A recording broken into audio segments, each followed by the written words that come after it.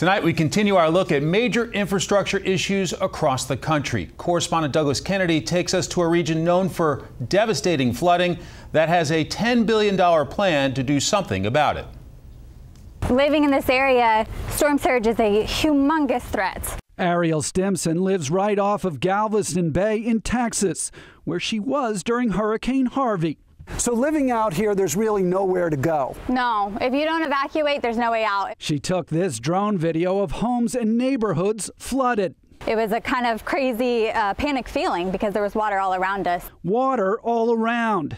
It's become a regular occurrence for towns along Galveston Bay, which have been flooded multiple times over the past 20 years.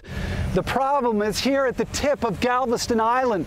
Galveston Bay is actually open and exposed right here to the Gulf of Mexico.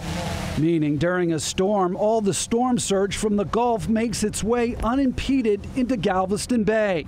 And it doesn't just threaten homes and neighborhoods. The bay actually funnels into the port of Houston, endangering a major population center, as well as Houston's oil and petrochemical infrastructure. Water is a hugely powerful force. Some say Houston has to move out of the way of that water. This man wants to move that water out of the way of Houston.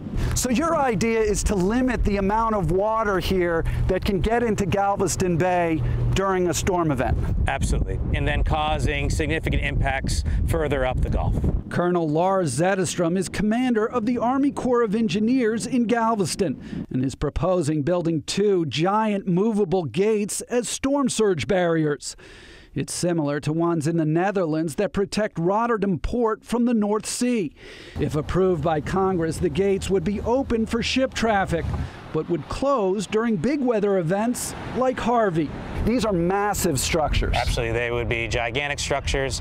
In the case of the structure that's being proposed here at the end of Galveston Island, it would be the largest navigation structure constructed in the world to date. The total cost would be $10 billion, but to Stimson, it would all be worth it.